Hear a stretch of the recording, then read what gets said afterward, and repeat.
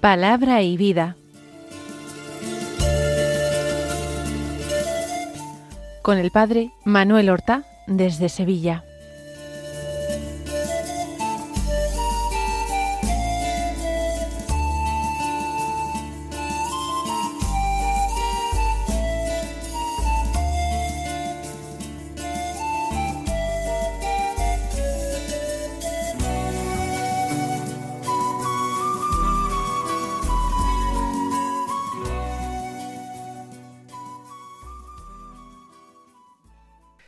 En el nombre del Padre, y del Hijo, y del Espíritu Santo. Amén. Alabados sean Jesús y María. Muy buenos días, queridos amigos, oyentes de Radio María y seguidores del programa Palabra y Vida. Hoy es el sábado de la 16ª semana del tiempo ordinario, una semana que es 26 de julio. La Iglesia en este día celebra la memoria de San Joaquín y Santa Ana, que son los padres de la Santísima Virgen María. Es una tradición antigua, desde luego, del siglo II, la que atribuye estos nombres a los padres de María. Y una de las primeras iglesias cristianas de Jerusalén es la iglesia de Santa Ana.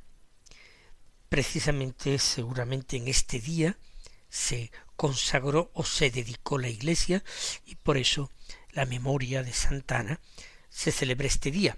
Posteriormente, después de la reforma litúrgica del Concilio Vaticano II, se unió la memoria de San Joaquín, que antes se celebraba en otra fecha. Vamos a escuchar la palabra de Dios. Se pueden hacer lecturas propias, pero nuestra costumbre es, cuando se trata de una memoria, no romper la lectura continuada de los textos que están leyéndose. Solamente en el caso de fiestas y solemnidades que tienen lecturas propias obligatorias, entonces lo hacemos. Por tanto, seguimos en la primera lectura leyendo el libro del Éxodo, del capítulo 24, los versículos 3 al 8, que dicen así: En aquellos días Moisés bajó y contó al pueblo todas las palabras del Señor y todos sus decretos, y el pueblo contestó con voz unánime: cumpliremos todas las palabras que ha dicho el Señor. Moisés escribió todas las palabras del Señor. Se levantó temprano y edificó un altar en la falda del monte y 12 estelas por las 12 tribus de Israel, y mandó a algunos jóvenes de los hijos de Israel ofrecer al Señor holocaustos e inmolar novillos como sacrificios de comunión. Tomó Moisés la mitad de la sangre y la puso en vasijas, y la otra mitad la derramó sobre el altar. Después tomó el documento de la alianza y se lo leyó en voz alta al pueblo, el cual respondió: haremos todo lo que ha dicho el Señor y le obedeceremos. Entonces Moisés tomó la sangre y roció al pueblo, diciendo: esta es la sangre de la alianza que el Señor ha concertado con vosotros de acuerdo con todas estas palabras. Pues estamos en un momento clave de la alianza del Sinaí. Dios ha hecho una propuesta y el pueblo la va a aceptar con todas sus consecuencias. En la cima del Sinaí, Moisés ha conversado con Dios, ha conocido la voluntad de Dios y cuál es su oferta. Y ahora baja a donde se encuentran los israelitas para comunicarles esta propuesta, esta oferta de parte de Dios. Y el pueblo está de acuerdo y entonces se celebra la alianza. Y nosotros hemos escuchado en esta lectura precisamente la liturgia o celebración de esta alianza. Hemos oído hablar mucho de sangre. Nos parece que todo resulta muy sangriento y tenemos razón, lo es para nuestra mentalidad actual. Pero para los antiguos la sangre representa la vida. Por ejemplo, cuando se ofrece en sacrificio a Dios un animal y se derrama su sangre, ¿esto qué quiere decir? Que el animal es como una víctima vicaria. Son las personas que ofrecen al animal, que le están ofreciendo a Dios su vida y las cosas que tienen y sus bienes representados en aquel animal que han ofrecido de sus rebaños o que han tenido que adquirir expresamente para el sacrificio. Creo que esto se puede entender, ¿no? Y que la sangre es el símbolo de la vida. Fíjense que en la religión judía los animales, cuando se come su carne, hay que desangrarlos previamente. No se puede comer la carne de animales que no hayan sido desangrados, porque eso sería como querer apropiarse de la vida, creerse uno que es el dueño de la vida y que se la puede dar a sí mismo. No se puede comer sangre. Evidentemente no es porque sea algo impuro, como son ciertos animales, por ejemplo el cerdo, es por un motivo distinto. No es porque la sangre en sí sea impura, sino porque representa la vida y uno no puede hacerla suya y dársela a sí mismo, lo que representaría el hecho de comerla. Vamos entonces a algunos puntos en que nosotros podemos apoyar nuestra meditación de hoy. En primer lugar, el acuerdo. Dios emite su palabra, la escucha Moisés, la transmite, la repite al pueblo. Esa palabra tiene que ser escuchada y aceptada. Dios no trata a Israel como lo trataban los egipcios, como esclavos. Dios hace una propuesta, hace una oferta bien interesante, porque es el Dios salvador y además es el Dios creador. Es el Dios todopoderoso, el único Dios que existe. Los de los egipcios son falsos dioses, son simulacros, apariencias. Por tanto, Moisés pues repite al pueblo todas las palabras de Dios. Y el pueblo dice que unánimemente todos están de acuerdo. Y dicen, haremos todo lo que dice el Señor. Es una respuesta libre.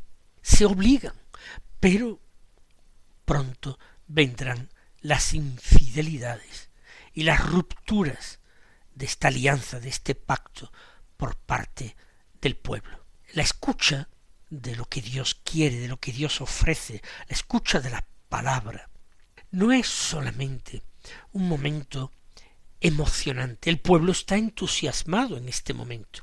Cuando una persona ha tenido una experiencia de Dios, también se encuentra eufórica, entusiasmada.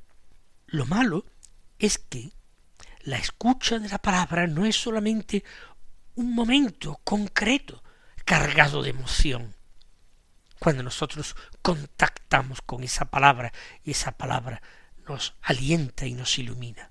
La escucha de la palabra, y hay que decirlo de una forma muy clara y muy repetida en este programa que se llama Palabra y Vida, la escucha de la palabra es un compromiso constante que necesita ser renovado cada día.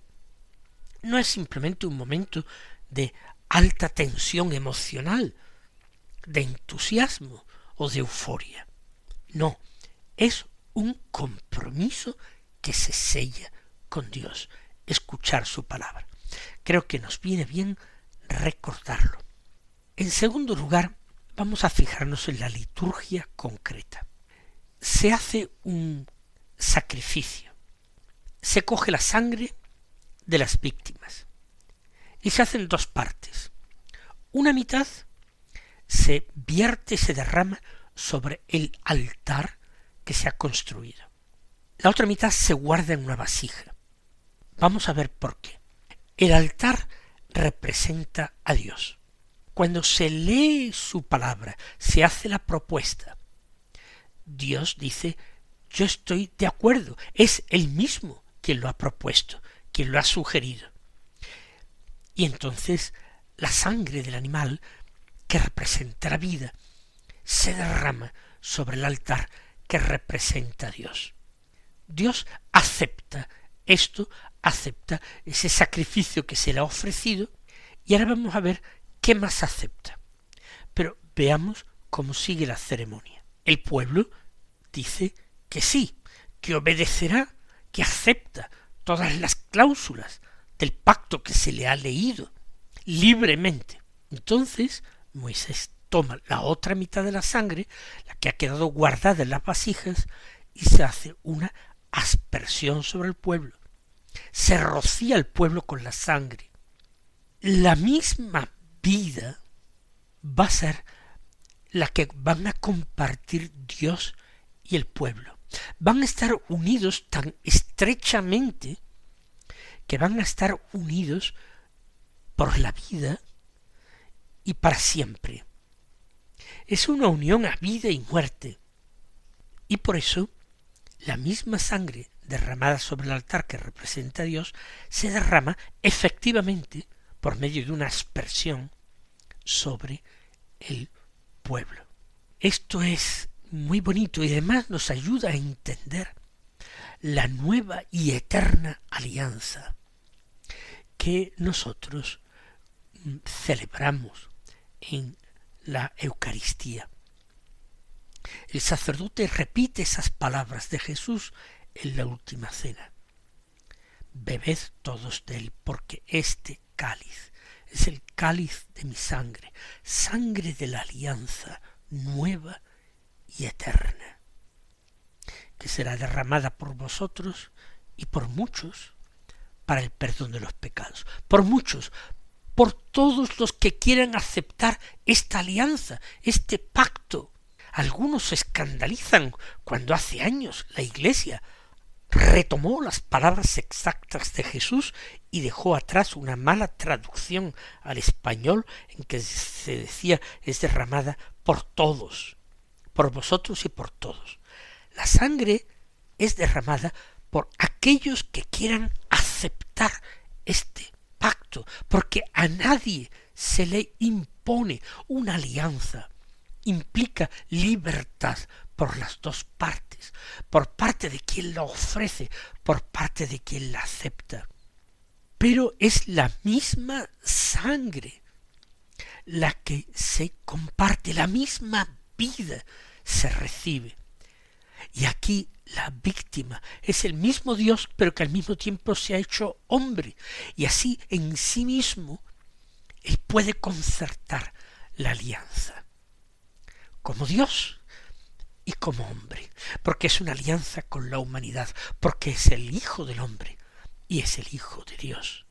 Y por tanto, sacramentalmente, de una forma mistérica, mística, Él ya en la Eucaristía anticipa el derramamiento cruento de su sangre, pero una sangre que va a ser ofrecida, que puede ser participada por el pueblo, aceptando la misma vida de Dios, pero aceptando también los términos de la alianza. Y los términos de la alianza son el Evangelio, la palabra que el Hijo ha transmitido. Él ha asumido un papel importantísimo. Él hace de nuevo Moisés, bajando del monte para comunicar lo que Dios quiere y lo que Dios ofrece. Él es la víctima, Él es el altar, Él es el pueblo que acepta, es la humanidad, el hombre que acepta esa alianza. Esto es bellísimo y profundo, y creo que esta lectura nos puede ayudar a entender mejor el misterio de nuestra fe, que es la Eucaristía. Hay una consideración también que me gustaría hacer. Y es que aquí no se trata del pacto de una persona con otra persona. No es un pacto puramente individual. Es un pacto que se entabla entre Dios y un Dios que es comunidad de personas, porque es Padre, Hijo y Espíritu Santo. Un pacto que se pacta entre Dios y un pueblo, el pueblo de Israel o el pueblo cristiano en el caso de la nueva y eterna alianza. Porque nuestra fe, aunque sea personal, en el símbolo de la fe en la misa debemos responder diciendo creo, creo, y no creemos, sino creo.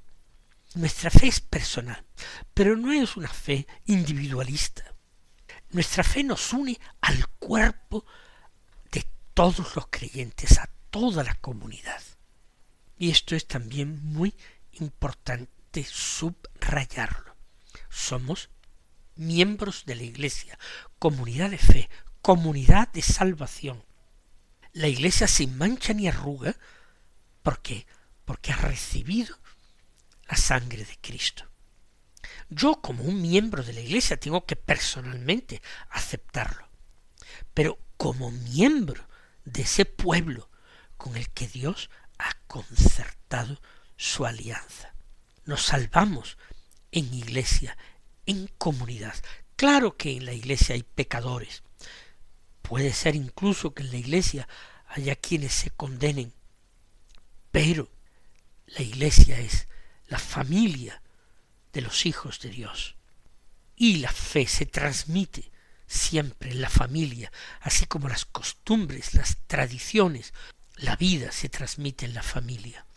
Nosotros recibimos la fe de la Iglesia como una herencia que nos corresponde como hijos.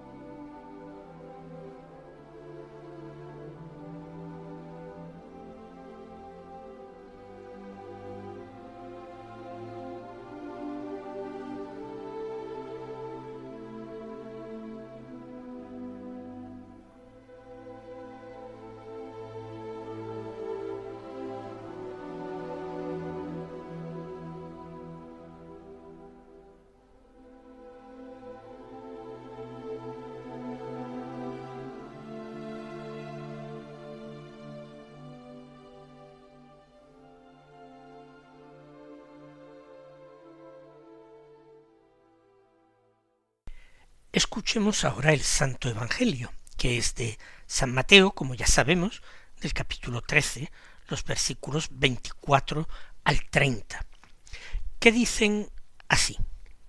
En aquel tiempo, Jesús propuso otra parábola al gentío.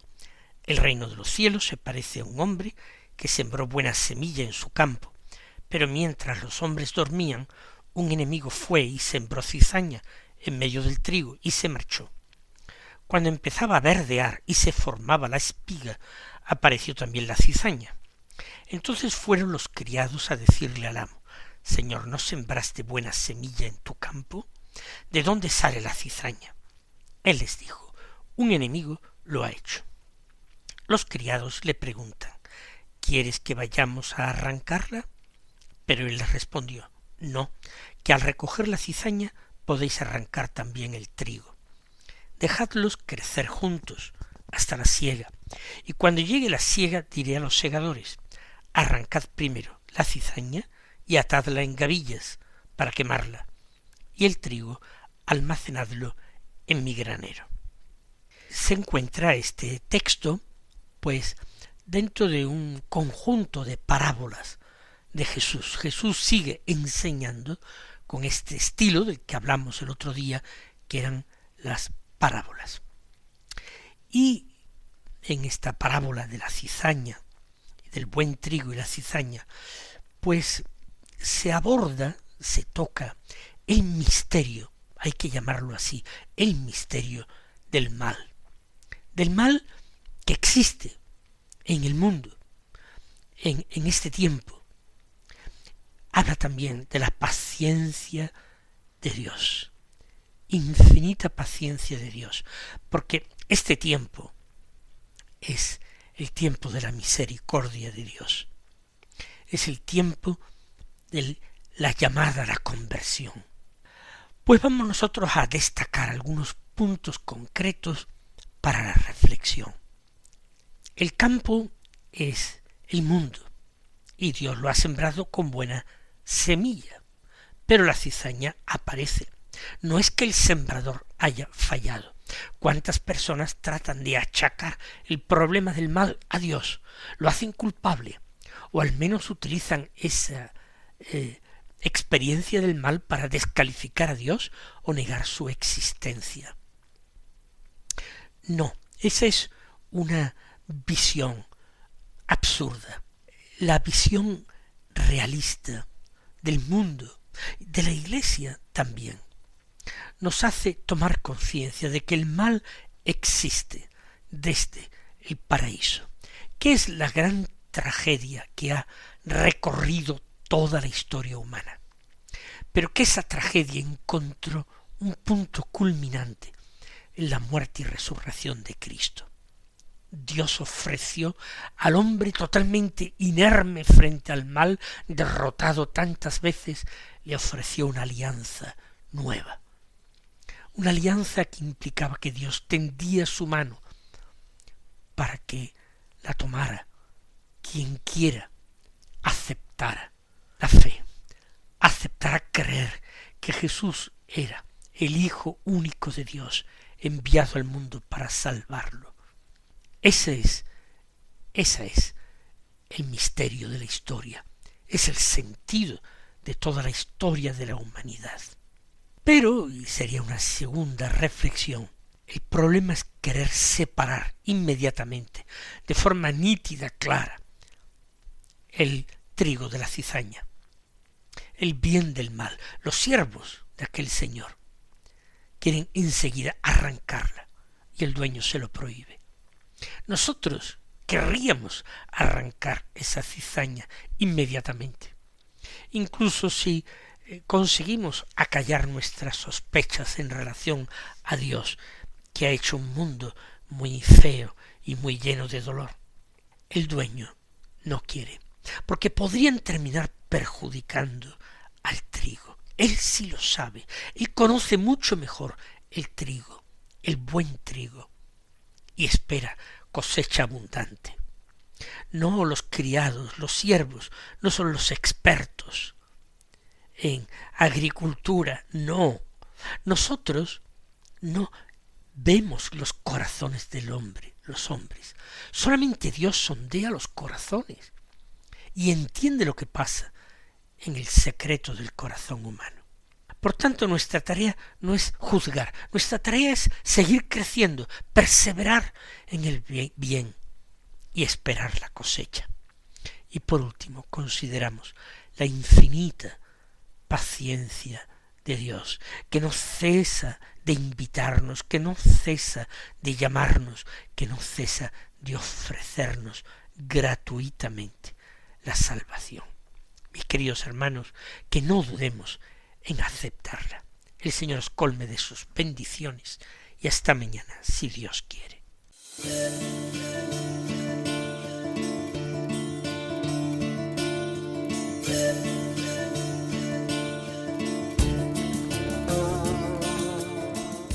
Han escuchado en Radio María Palabra y Vida, un programa que dirige el Padre Manuel Horta.